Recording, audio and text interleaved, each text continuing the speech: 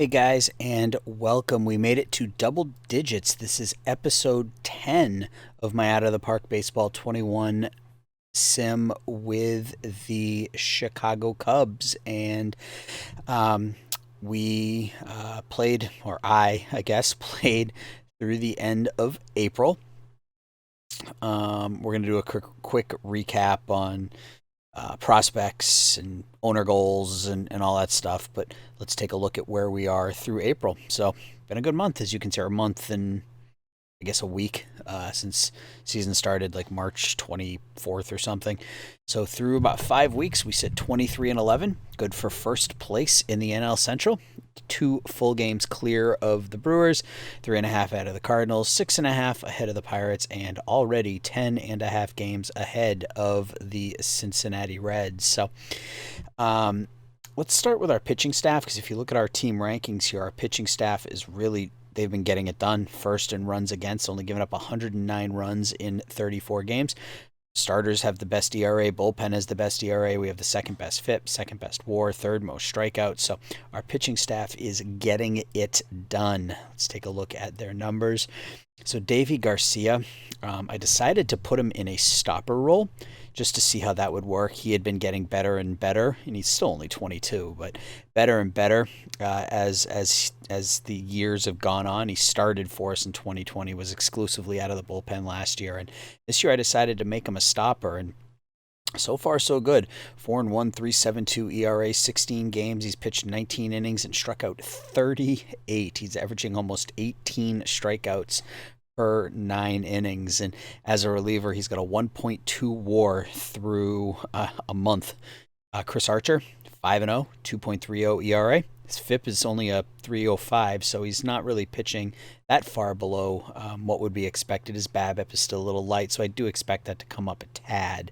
But all in all, I mean, you can't argue with these numbers. Five strikeout to walk ratio. Sonny Gray, record isn't there. He's 0-3. But he's just getting really unlucky. 0-3 with a 3.05 ERA. Opponents are only hitting 227 off him. Walking a little more than I would like, but still striking out 8 per 9. He'll come around. I'm not worried about him. Chris Sale actually won the National League Pitcher of the Month award for the month of April, going 4-1 with a 2.65 ERA. And the big thing with Sale that I didn't notice was there was a slight drop in his stuff, a slight drop in his control, but the big drop was in his stamina. If you look at his ratings, look at his scouting, you can see here that in December, when his numbers dropped, his stamina went from a 69 down to a 30. So he's only pitched 37 innings in his 7 starts, but he struck out 37 against only 7 walks. And he can be a 5 or 6 inning guy and give me those numbers. We'll take it. Jonathan Loaisiga has pitched okay, 2-1, 3.14 ERA. Alzolay, he gotten into 13 games. Caleb Ferguson, our new closer, 9 saves in his first month, 20 strikeouts in 13 innings. Pretty much everybody has been solid. We had to call up Wyatt Short. Oh, I forgot to. And then the one other pitcher, Seth Lugo, had to go on the DL for a couple weeks, but he was perfect. 12 games, 14 innings, no runs, 13 strikeouts. So we called up Wyatt when Lugo got hurt. Lugo's back in a couple of days. Wyatt will go back down, and our bullpen gets even tougher. Lineup. Anthony Rizzo, bouncing back from just an awful year last year, 3.03. 8 home runs, 22 RBIs in the month, one over 1,000 OPS, 1.6 WAR. Happ and Bryant both are at 1.5 WAR through a month. Ian Happ was actually the National League Hitter of the Month, adding 327, 442, 505. Bryant, 7 home runs, 22 RBIs, so our power guys are getting it done, still playing great defense. Estevan Florial in a part-time role as a rookie, 333, 418, 625, 3 home runs, 6 RBIs. He's playing great in limited action. Adam Hazley's doing okay at the top of the order, batting second. Javi Baez is still struggling with the bat, 215, but he leads the team in RBIs with 28. I'm starting to get a little worried that this is what we're going to get at a Baez going forward. But again, if the defense can make up for it, we'll be all right. But these numbers are starting to drop, and that's a little concerning considering we're on the hook for 5 more years. But it is what it is. Miguel Amaya in his rookie campaign, 646 OPS behind the plate, couple of home runs. Marwin Gonzalez, so far so good. He's not unhappy. He's getting some playing time. Um, 724 OPS, but playing different positions as he played. He's already played first, second, third, short, left, and right. So he's literally played every position that we've wanted him to play. So things are looking good for us through a month. If we take a look at our owner goals, we didn't really talk about this, but they want us to reach the playoffs. They wanted us to upgrade at catcher. Hopefully, Amaya is that upgrade. Not so far, but we'll see what his stats look like at the end of the season. Stolen bases, I can't be bothered to focus too much on that. Maybe Florial will help that number, but I'm not really worried about it. Extending Betances, it's unlikely. Not for $7.5 million, so that could end up. So we may not get these two, may not get any of them if we miss the playoffs. But I'm confident here, confident that Amaya will fit that role or fit that goal, I guess, at the end of the season. We'll just sort of see how it goes. Let's take a look at. We didn't look at the prospects, so let's look at minor league system rankings. We are up to. Actually, I think we did look at this. We're up to 11th. Garaka, Trammell, Gonzalez, Amaya, and Van Luke, or Luke, I guess. Van Luke is probably how it's pronounced. I've never really thought about it, but Van Luke is how I think it's pronounced. The Marlins, Mariners, Royals are 1, 2, 3. Top prospect in the game is Royce Lewis, who is up with Minnesota this year. Let's take a look at the league standings. So I already kind of looked at all this earlier today just to kind of get a feel for how things were going. But the Yankees lead the AL East, 23-11. Again, they're doing it with the bat. They've got 65 home runs in 34 games. Gleyber Torres already has 16 home runs, on pace for 76. We'll see what ends up happening there. AL Central, the White Sox. So maybe we'll have a Chicago matchup in the postseason. That would be nice. Eloy Jimenez raking for the White Sox, 354, 12 home runs, 37 RBIs. He's already worth more WAR this year than he was all of last season. Michael Kopech, he's been offered up in a few trades I've seen. I always have a difficult time picking up people who are disruptive, so I've held off. But if his numbers continue to improve, it might be worth it if we can have enough leaders in our team to counteract that. But I'm not looking to make a trade with the White Sox anytime soon. Los Angeles Angels, almost called them California Angels, showing my age. The Los Angeles Angels, best record in the major leagues at 23-9. Shohei Ohtani, 3-2, 2.25 ERA on the mound, 305, 7 home runs at the dish. Mike Trout, off to a bit of a slow start for him, only hitting 257. Let's take a look at his career stats. He's now 30. He's at 373 home runs with 1,650 hits. So he's probably going to end this year somewhere around 410 home runs and about 1,800 hits. So he's got an outside shot at 3,000 hits and 600 to 700 home runs if he stays healthy and his numbers don't tank. So we'll keep an eye on him and see how Kid does. Standings. National League East, Philadelphia Phillies, 19-14 in first place there. I don't really know how they're doing it. They've only made 7 errors in 33 games, which is really good. But their offense is middle of the road and their pitching is bad. So Bryce Harper, let's see how he's doing. Bryce has been pretty good, 8.2 WAR last year. He's at 1.3 so far this year. Still striking out a bunch, still walking a bunch, so still a good player. His contract isn't terrible, all things considered. It's long. It's got another, 7 years left. Um, there's They already signed him to an extension. Really, they signed him to a 3-year extension after the 2029 season. So he is going to be locked up through his age 38 season, 38, 39. It's quite an investment. We talked about the Cubs, and the Diamondbacks lead the NL West, and they're getting it done with pitching as well. Corbin Martin, Zach Gallen leading the way there. So I think we're in pretty good shape. Taylor Trammell struggled a little bit off the bat. 207, 640 OPS. Couple of home runs. Defense is the definition of average. So rough first month, but we're going to leave him in the lineup and let him continue to slug away. I'm not really looking to make any moves right now. Everything seems to be pretty okay. We get Lugo back in a couple of days. We'll slide him back in to his role.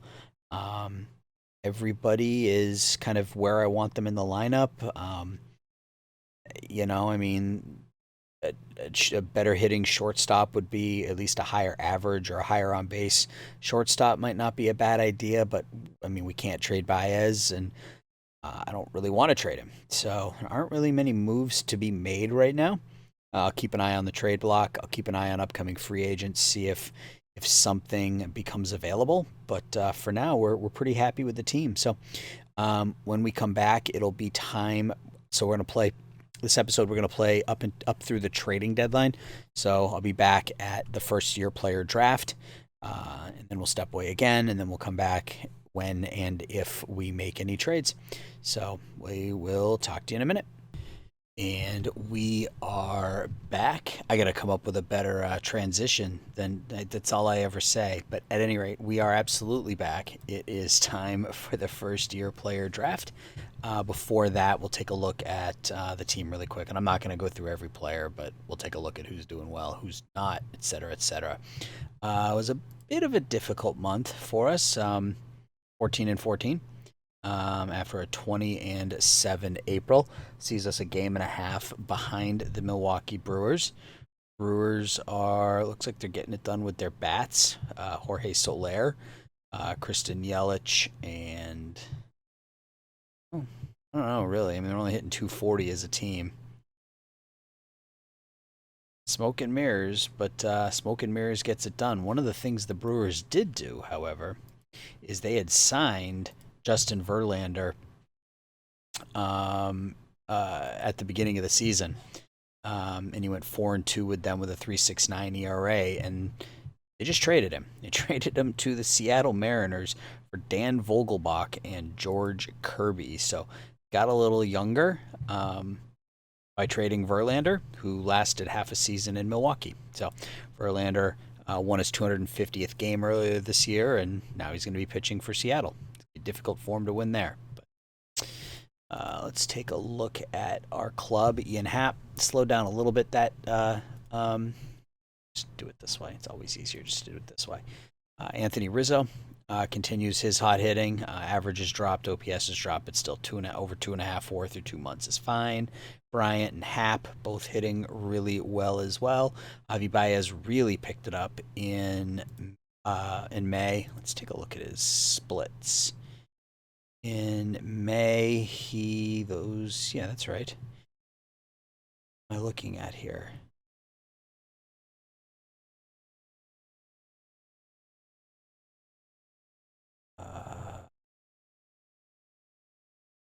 Something about that's not right. What am I looking at?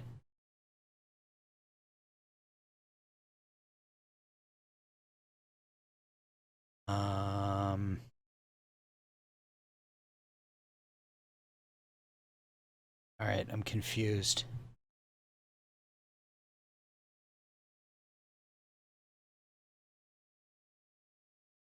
He hasn't been playing in 8 games. I know I'm missing something obvious here. Batting stats. Batting splits. Major League. All teams combined. Team type.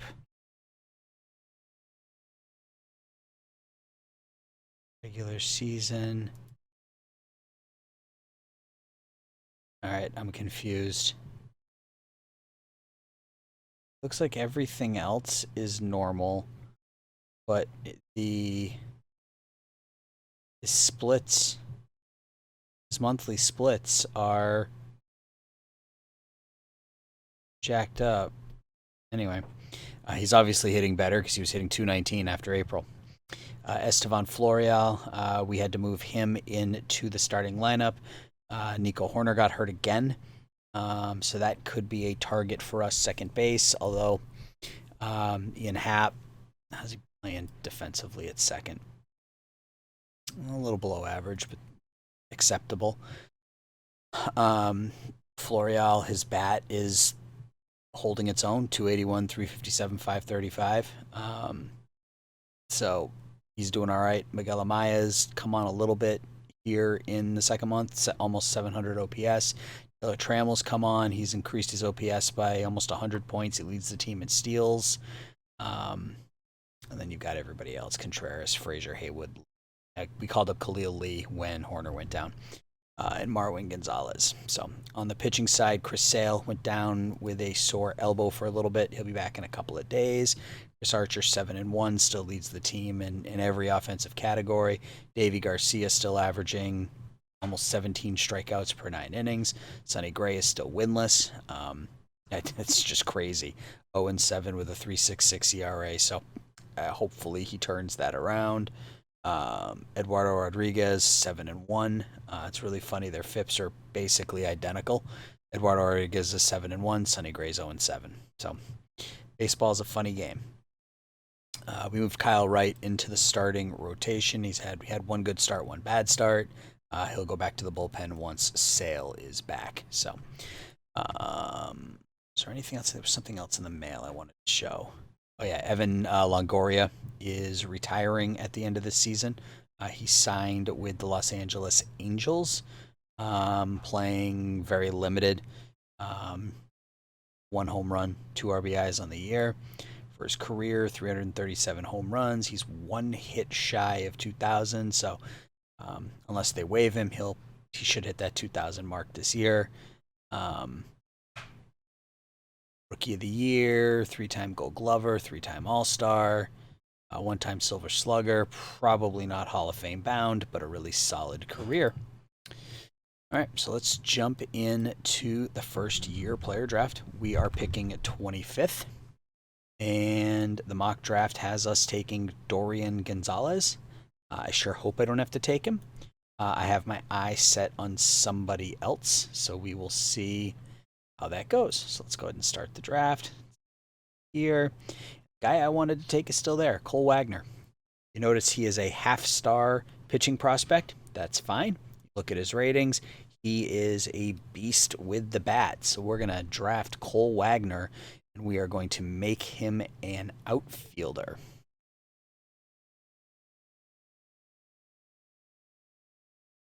Wagner. Let's go to our next pick.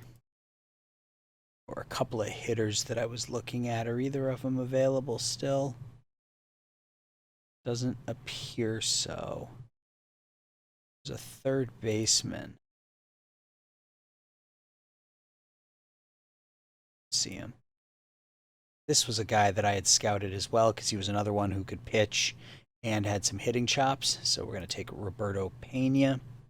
Our second pick. Where do we want to go with our third?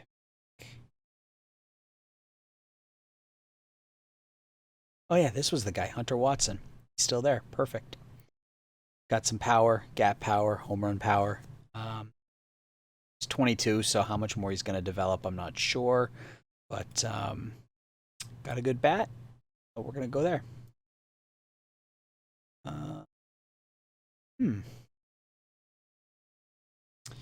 Reliever that we could, a reliever that we could turn into do a hitter, so we're going to do that. Max Costas, draft him.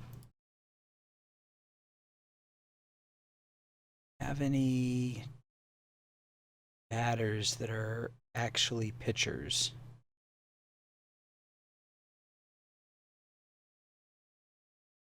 My boy Luke Leto. He was kind of cheat mode in Out of the Park Baseball 19, or 20 rather. He was always a star, both pitching and hitting. And here you can see he's the opposite. So we're gonna draft Luke Leto, and we're gonna make him pitcher. Anybody else that have to have? Pretty good draft, I think. See, I did most of my prep work ahead of time, so this wasn't one of those drafts where you had to just sit and watch me, choose between 3 or 4 different people. Chris Weber. I didn't even realize his name. It's not spelled the same, but where did he go to school? Texas A&M. I was hoping he'd go to Michigan.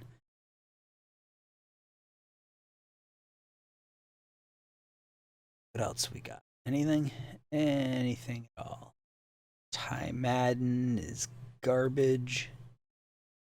Yeah, I think we're down to garbage. Let's just take a look. Make sure there's no diamonds in the rough that we're missing here anywhere. You can't beat this combination of power and eye. So we're going to take Tommy White here. I think we'll go ahead and let the computer auto draft the rest. Let's go ahead and sign everybody up. Just got to remember that once they sign their contracts that we switch them over to what we wanted them. So for Wagner, that would be a batter. Max Costas, that would be a batter. And for Luke Leto, that would be a pitcher. This draft, I think, is going to look a whole lot better once we do that. I got to make an offer to this guy just because of his name, Rock Reggio. He could be a decent hitter. Already major league ready, outfield, and speed. So we're going to tender him an offer. Demand there. Sam Hunt. No. No. No. No. No. And no. All right. So that works there. What else do I want to do here? Yeah, so let's take a look at trading block. So we got Gene Segura. Play second.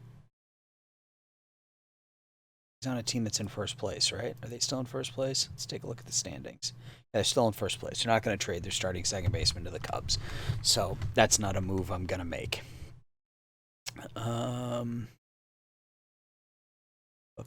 Let's do this.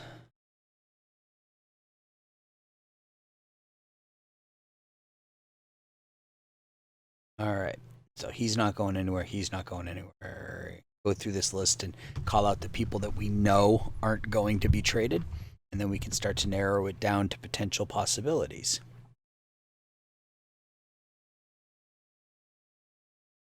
He's only out for 5 days, but he's only hitting 219. What happens if we do this? What can we get? Let's just take a look. Wow. Okay. Kettle Marte from Arizona. Good ratings, but he's got no power. You'd think his ratings would predict to a higher, more extra base hits, but this is weird. Like, he's putting up an 859 OPS, but you look at his line and it's like, I guess he's been hurt, so that would affect it. They still in first place? Yeah, see, I have a real problem making those types of deals because they wouldn't trade their starting second baseman when they're 2.5 games up in first place. So, um, not for an injured second baseman anyway. So we'll rule Arizona out.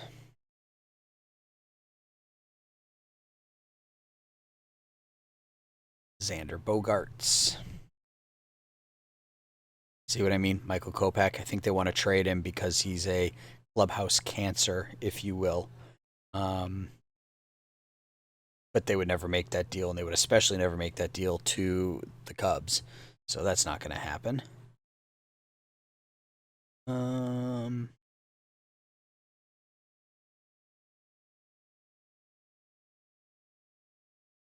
Kyle Schwarber's on Detroit now. Ugh. Kyle's had a rough go of it since he left the Cubs. Sandy Alcantara got some good ratings, but they never translate ever. I always pick him up. I always go after him because he's young and his numbers just never translate ever. I'm not going to get burned by it this time.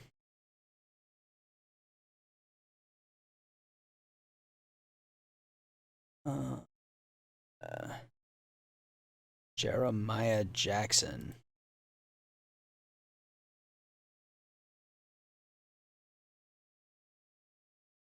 Let's just get a rating on him.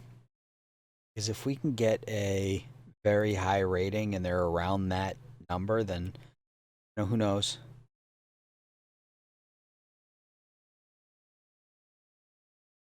Oswald Peraza. Oh, this I almost traded for this guy, or I wanted to trade for this guy, um, with one of the other deals that we made. This might not be a bad option. We'll keep looking. I'm not gonna pull the trigger on a trade right now. I just want to look and see what my options are, and then we'll go from there. Jeffries, really, Francisco Mejia.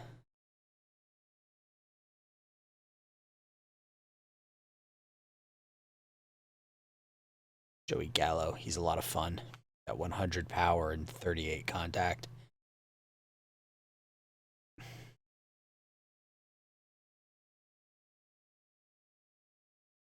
All right, so we've got some options.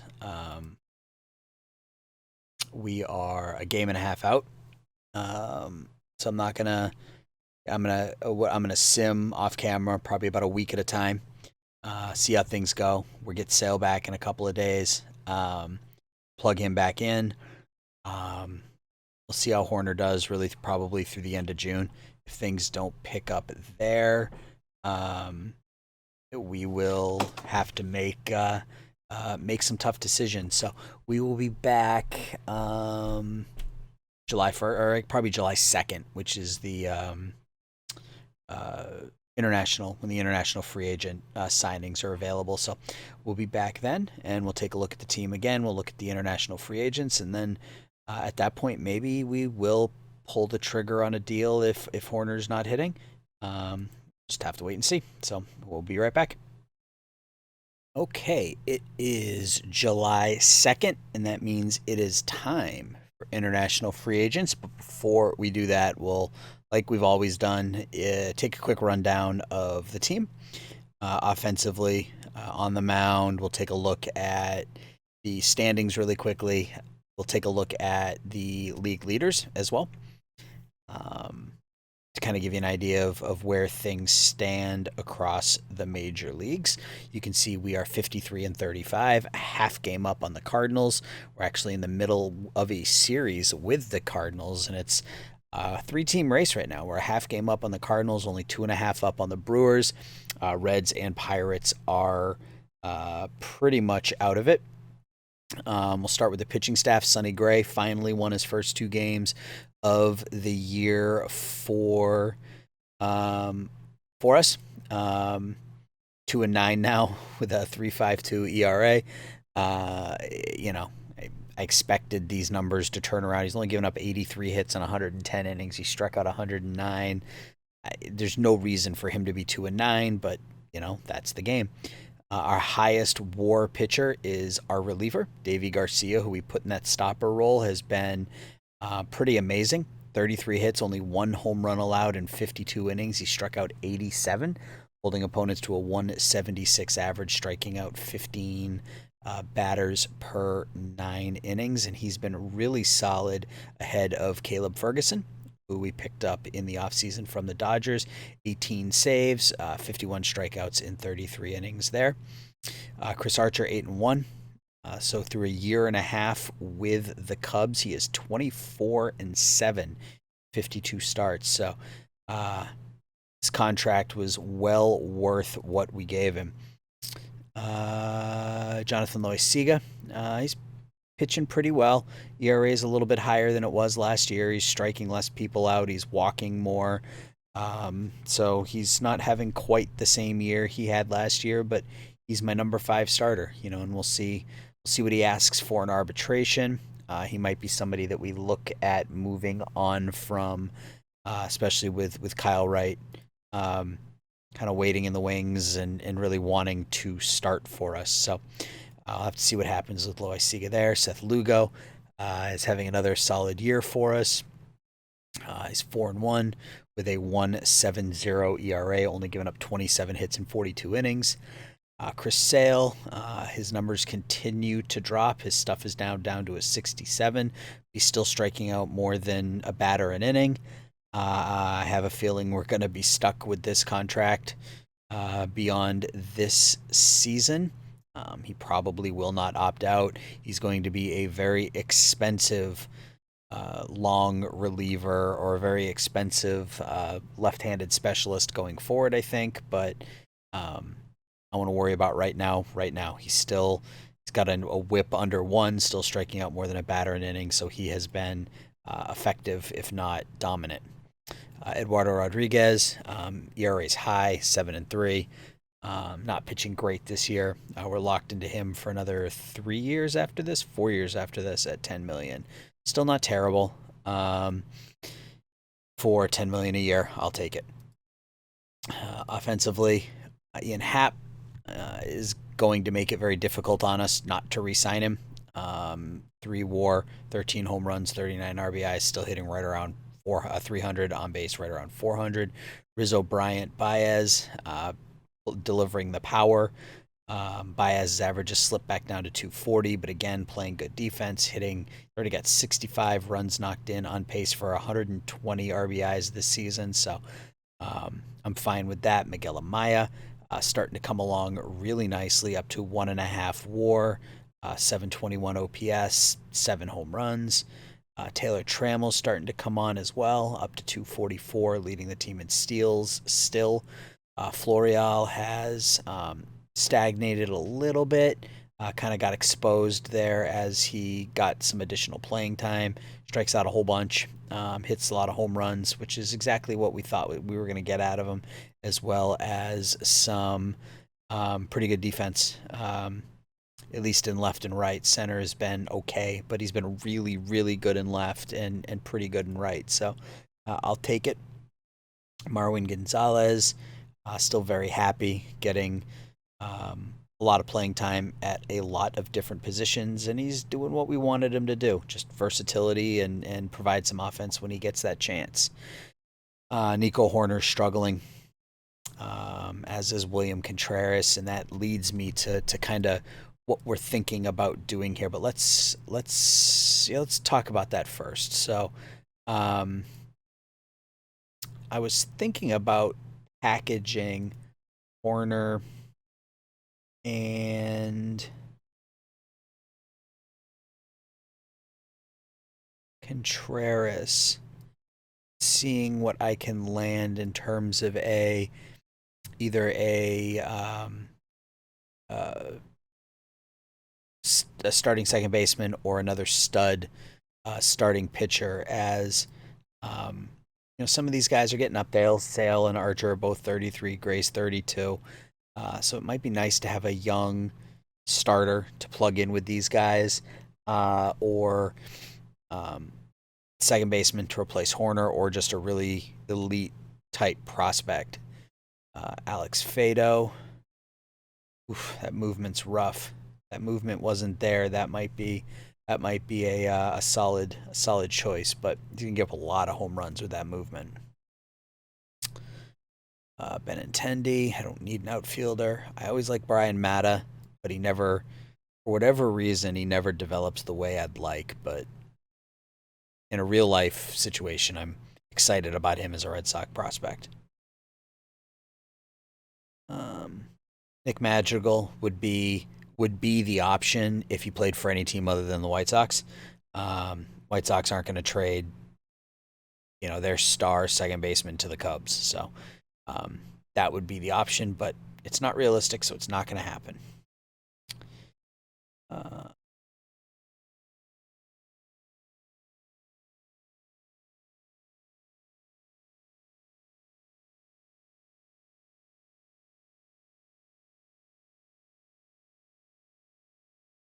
a lot of starting pitchers on here. A lot of starters in like their mid 20s, which isn't bad.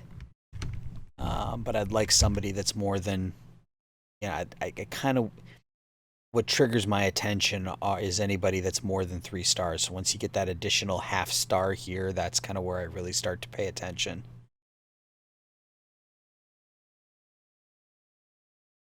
Um, Nothing that's blown me away yet.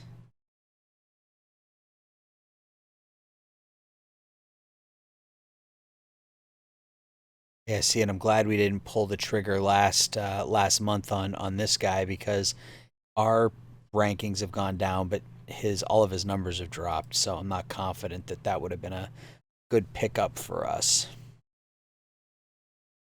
Whiskey Orm, just Gold Glove caliber second baseman, but can't hit to save his life, unfortunately. Uh, Allen can't hit. I don't think he can hit. He's got a good eye. Gonna get on base. It's only shortstop.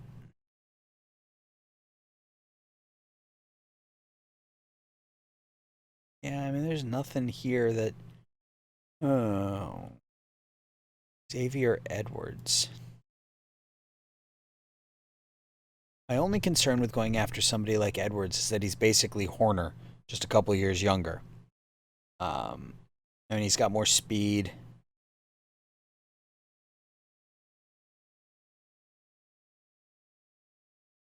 Let's do this.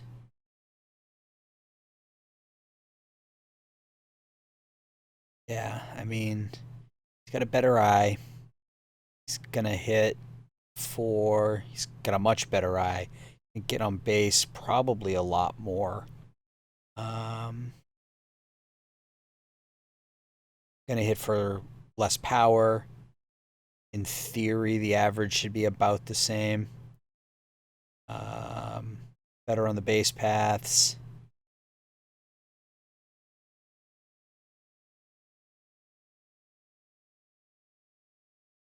They're comparable defensively. Yeah, so I mean the only thing I'm really getting is 3 years younger there, and I don't think that's necessarily worth it.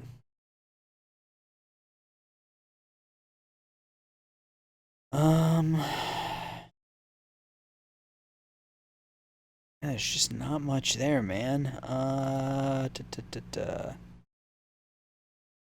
What if we?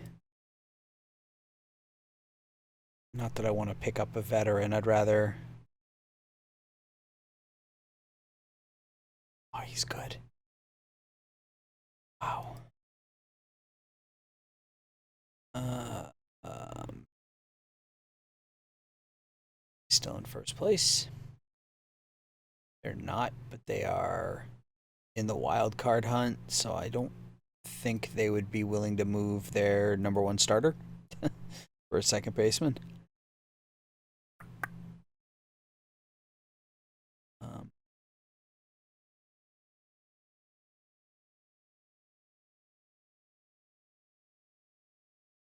Nothing here that really gets me overly excited.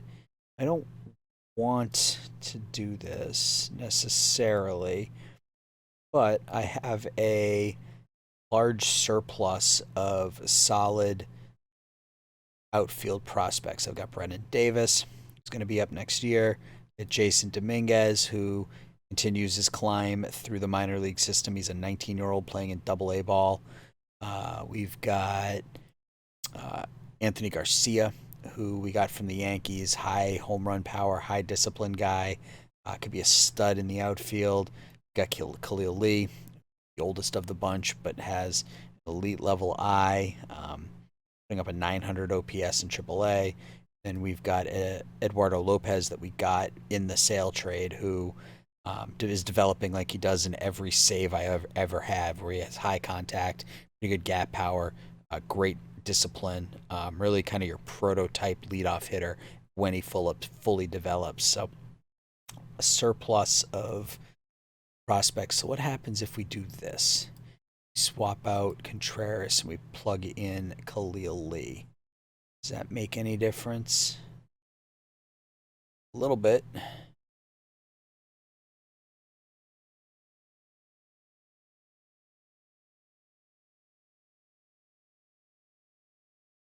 First Mookie struggled this year and he's making 30 million a year. I don't need another one of those.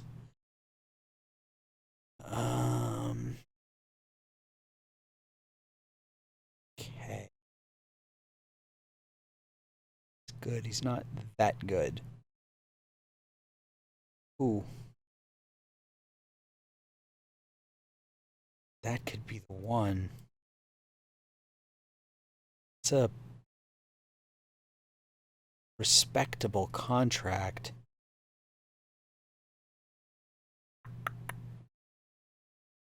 That could be the option there.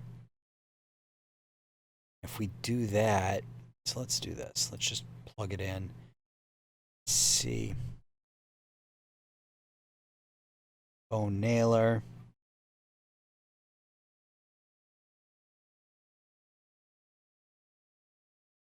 I was looking at Bo Naylor earlier. That's why I was able to just kind of throw him in there.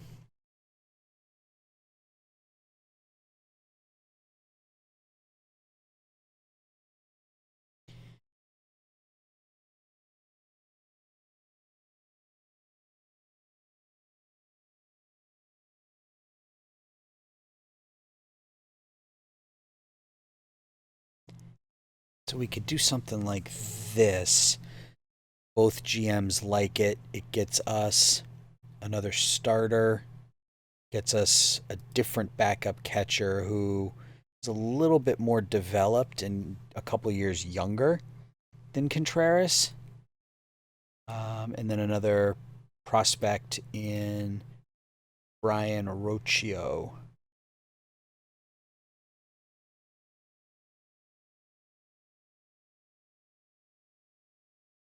So we could do something like that, and then if we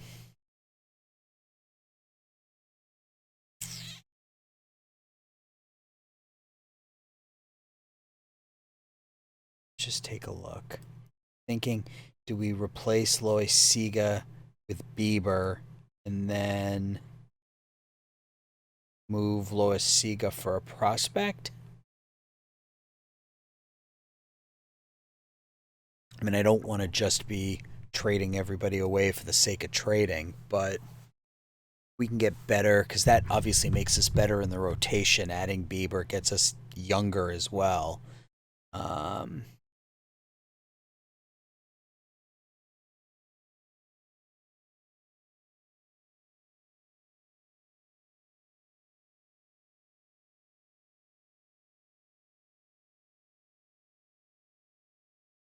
Let's see.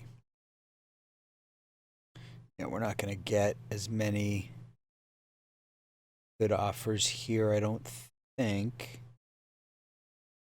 Yeah, we're getting a lot of 2 and 3 star. Bullpen arm and Rasmussen. Tyler McGill.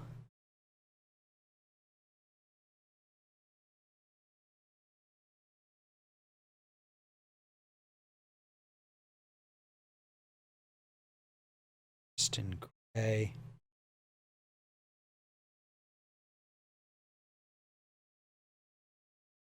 Let's do that. Yeah, it's not any better. But even still, we could make that move, and if we do that, then we have to send somebody. We'd have to send somebody down, um, or make a move. Al's probably send Corey. Ugh. Maybe we just do it and send Corey Abbott down, move Loy Siga to the bullpen for now. Bring in Bieber. I have to sneeze.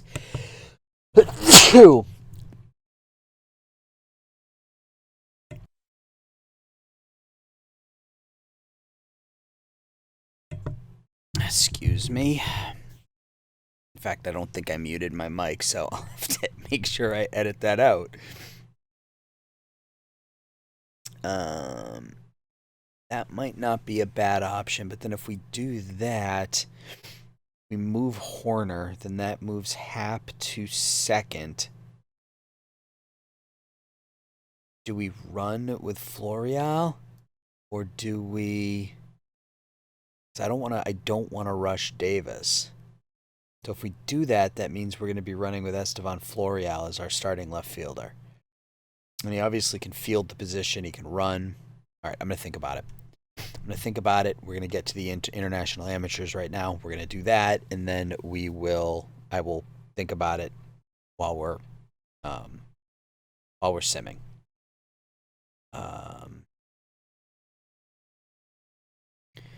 Alex Chacon.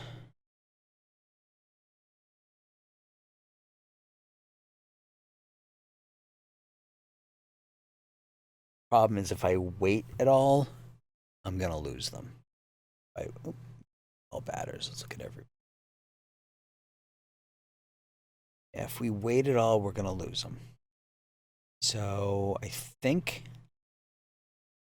go after this guy because he's got the elite power, and if OSA's ratings are closer to legit, then we have a stud. And as they say, it only costs us money. So let's do that. 1, 2, 3, 4, 5, 6. Offer him $5 million and call it a day. Standings. Let's look at expanded. Hope not expanded. That's not what I wanted to do. I wanted to look at statistics. So if we just do, let's start with the National League. Juan Soto leads the league with a 355 average. Bryce Harper, 26 home runs. We don't have anybody in the top 8 there. Nobody in the top 8 there. Alonso leads in RBIs. Javi Baez is second. Ian Happ is 5th in on-base percentage. Arcia leads in at-bats. Soto leads in WAR. Soto leads in OPS. Acuna leads in slugging. No Cubs in any of those. Soto leads in hits. Bellinger in runs. There's Bryant 5th. Soto leads in doubles. Rizzo's tied for 4th. Jazz Chisholm leads in triples. Adam Hazley's right there. Corey Ray leads in strikeouts. Trey Turner in stolen bases. Let's see, we got anybody else? Javi Baez is tied for the league, is leading the league in sac flies. So we got something. That's about it. Win probability happened. Rizzo are 3rd and 4th. Soto has obviously been the best player in the league this year. On pace for 140 walks. It's ridiculous. He's 23 years old. Ugh, it's good. Let's look at pitching leaders in the National League. Then we'll switch over to the American League, and then we will sim ahead to the trade deadline. Walker Buehler leads in ERA, leads in wins. There's Chris Archer tied for 2nd. Mad Bum, 10 losses already on the year. Sonny Gray tied for 2nd. There is Caleb Ferguson, 6th in saves. Chris Archer tied for 2nd in complete games with 1. DeGrom leads in WAR and innings pitched. Walker Buehler in strikeouts. Got 2 pitchers in the top 7 in walks.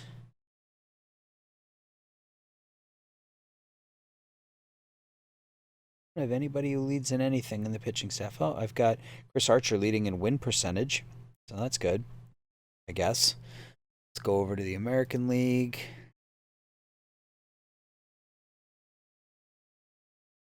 Joe Palumbo leads with a 2.80 ERA. Who knew? Joe Palumbo, after going 10-16 with a 6.47 ERA, he was 10-23 through his first two big league years, leads the league in ERA this year, because of course he does. Brendan McKay, 10 wins. Anthony DeScalfini with 10 losses for the White Sox. Chad Green, 18 saves. Jake Arrieta, 2 complete game shutouts. He still got an ERA of 5, and he doesn't pitch for anybody. Seattle waived him. He threw 2 complete game shutouts back to back, and they waived him. Interesting. Okay. Garrett Cole leads the league in everything. 2 batting leaders. Wander Franco, 368 average. He's got 23? 21. The 368 average. There's some good young players in the big leagues right now. Kyle Tucker, 33 home runs, 87 RBIs. Eloy, 668 slugging. Wander Franco already a 6-win player, and it's July 2nd. Rafael Devers leads the American League in doubles. Miguel Sano's already struck out 144 times. Is he on a pace to strike? How many times? Pace to strike out 200. He struck out 275 times last year, guys. 275 times last year. Kidding me? So you can take a look at the rest of the American League batting leaders. Let's look at the standings really quickly. Yankees, Detroit Tigers are in first place, and the Astros and the Angels are tied. Phillies, us, and the Dodgers. So that's where we stand. So I'm going to go ahead and sim now up to the trading deadline. Any moves that are made between now and then, we will recap at that point. So we'll see everybody again in a minute.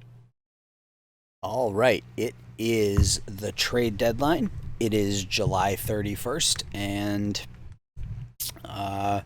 we had to do a bit of scrambling here in the month of July as we suffered some injuries that forced us to make a couple of moves.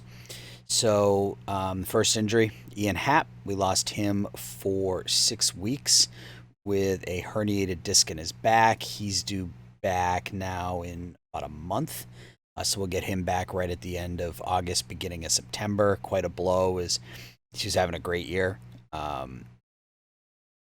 Posted over 900 OPS. He was already a 4.5 win player. That wasn't the only injury we suffered. We also suffered an injury to, trying to pull this up without showing you the other moves that we've made. Can I even do, where is my injury? Where is the injury list? There. So the other injury we suffered was to Anthony Rizzo. We lost Riz for the season. He broke a bone in his elbow. 12 home runs, 52 RBIs, more walks than strikeouts, 869 OPS. Was playing a pretty good first base. We lost him for the year, so that sucks. Obviously, that's really the first major injury in his career, as he's been an Ironman. So that deal hurt. We lost Chris Archer for 2 weeks, and then he was knocked out again for another week and a half to 2 weeks after that. So we lost one of our top 3 pitchers. We lost our starting first baseman and our starting left fielder. So because of that, we had to make some moves. So the first trade we made was the one we had talked about before, where we traded Nico Horner to the Cleveland Indians in exchange for, along with Khalil Lee, William Contreras, and a couple of low-level minor league pitchers in exchange for Shane Bieber, Bo Naylor, and a 21-year-old second base prospect who, again, has that profile I like. Good gap power, good eye discipline. So um, Bieber moved right into our rotation. He's made 3 starts so far. You can see 2 of them were pretty good. One of them not so good, but you know what you're going to get out of him. You're going to get excellent control, innings eater, and he's signed to a reasonable contract for the next, what, 6 years. So um, Shane Bieber moves into the rotation. We then moved Nico Horner. When we moved Nico Horner, we moved Ian Happ to second base. When Happ went down, we needed to come up with another option. So that we decided at that point to move Marwin Gonzalez into the lineup at second base, or Zach Short rather, into the lineup at second base, and we were moving Marwin Gonzalez around, and he's been playing a bunch too. But when we lost Rizzo, I decided that I wanted to try to make try to improve things offensively for us. I checked the trade block, and the Pirates, who are well out of it, had Josh Bell on the trade block. So we went and we made a move for Josh Bell, believe it or not. I wasn't expecting that to be possible, but through 8 games, no home runs. That's okay. 3 RBIs. He's got a 500 OPS, 880 or 500 on base percentage, 885 OPS. So we ended up, and this trade was a bit surprising, to be honest. I wasn't expecting this to go through. But Nick Gonzalez, number 18 prospect in all of baseball. He was the number 7 pick overall by Pittsburgh. And all it took was a couple of 21-year-old A-ball prospects. I was not expecting that at all. When I threw Gonzalez in the trade first, just to see what it would take to get him, all they asked for was David John Hers, 21-year-old starting pitcher. So I then threw Bell in there, tried to see what it would take, and they wanted Josu Fernandez. So I jumped at that opportunity. Definitely feel like I won this trade as I picked up the number 18 prospect in all of baseball, and Josh Bell, who's only signed through this season. We likely won't be bringing him back. We won't have any place to play him once Rizzo comes back. So those were the moves we made leading up to the trade deadline. I also scouted the international free agent Alex Chacon that we ended up signing, and it looks like our numbers are sort of somewhere in between where they were initially and what OSA thinks.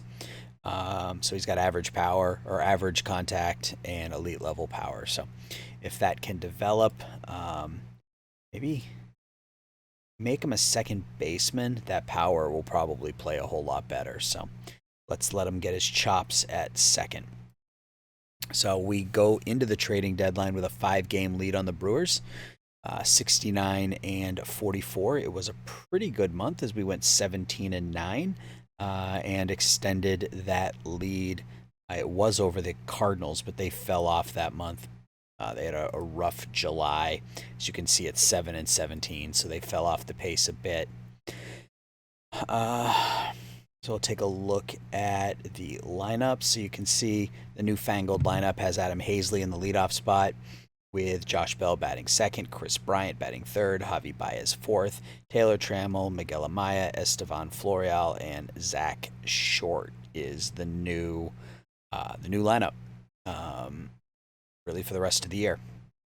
So Chris Bryant, 3.7 WAR, Javi Baez 2.7, Javi with 82 RBIs already, on pace for 118, 33 home runs, and a 743 OPS. But again, because of that defense, his WAR is going to be pretty acceptable. Taylor Trammell's third on the team in his rookie season in WAR. 10 home runs, starting to come along a little bit. 42 RBIs, 15 stolen bases. You can see those numbers are starting to peak, which I love.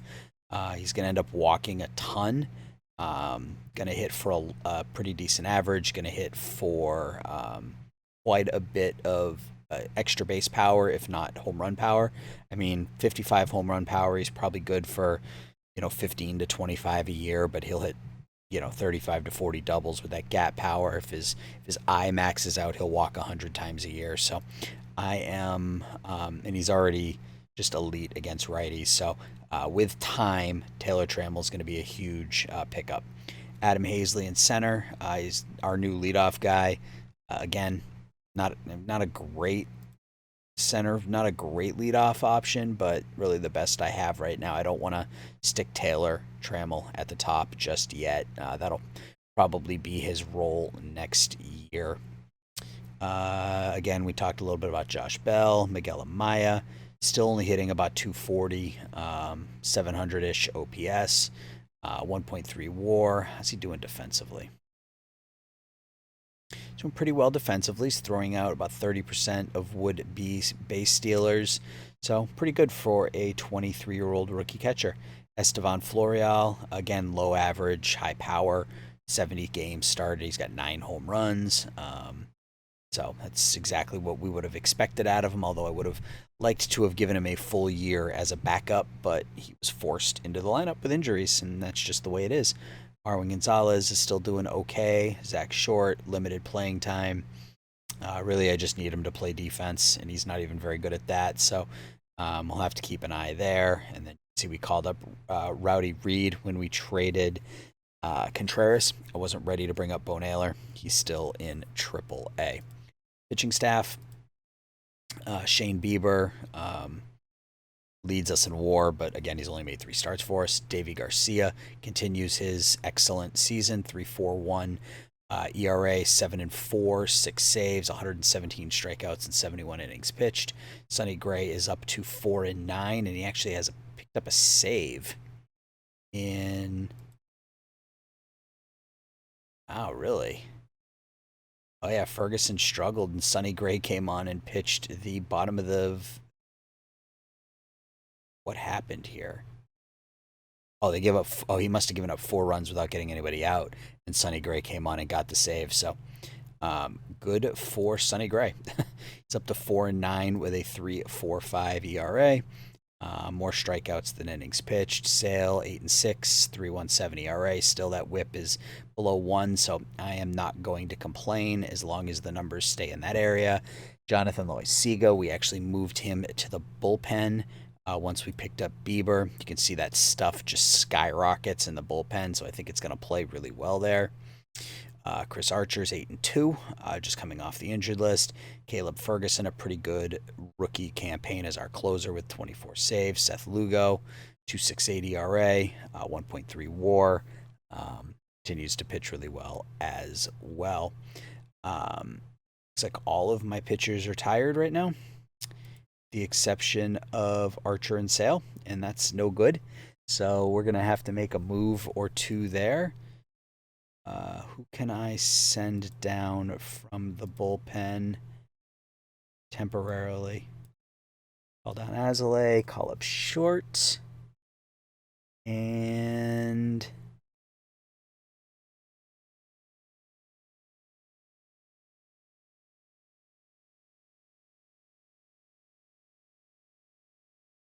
do I even have?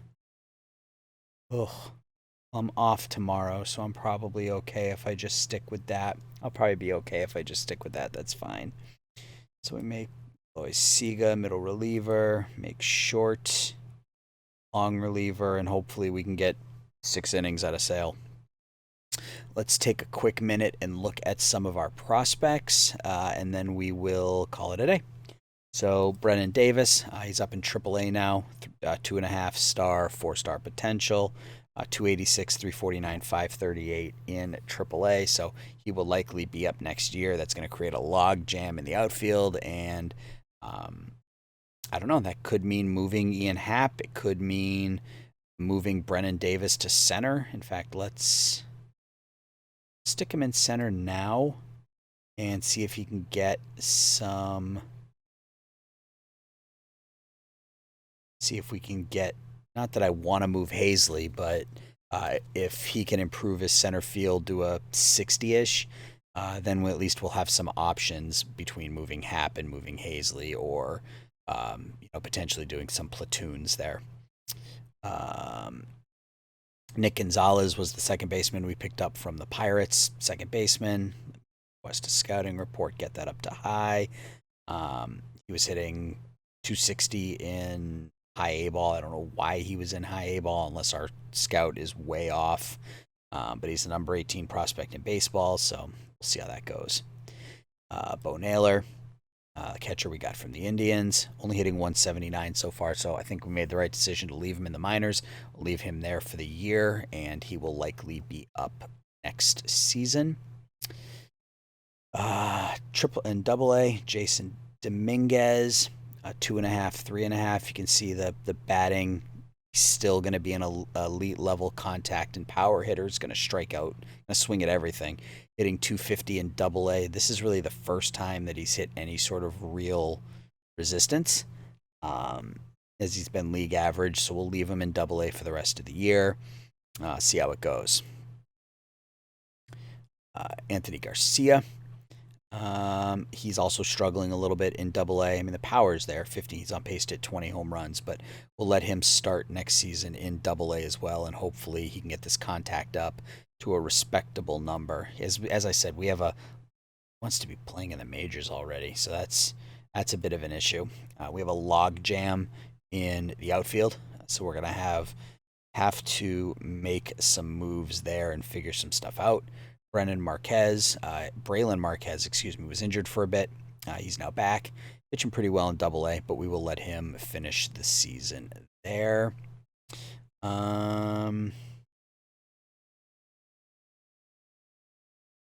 Yeah, I mean, some of the players that I drafted this year didn't really work out the way I liked. This was my number one pick. Turns out our scouts were wrong. So we'll just have to hope that he develops offensively. Is Luke Alito hurt? He was the other one I wanted to look at.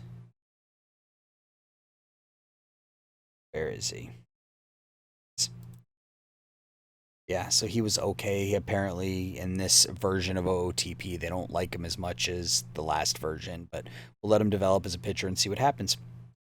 So that's where we are. So the next episode will probably start with us at the end of August. I'll play that month at some point, probably tomorrow. Since we'll just be simming, there won't be any moves to make unless people get injured. And then we will play through to the end of the season. And if we make the postseason, we will do what we've been doing, which is sim up to an elimination game, and then we will play that game. So please, if you like what you saw, leave a like, subscribe, let me know your thoughts. Yeah, so I appreciate your time. I appreciate you sitting and hanging out with me here for a little bit. And until we talk again, everybody take care. Bye-bye.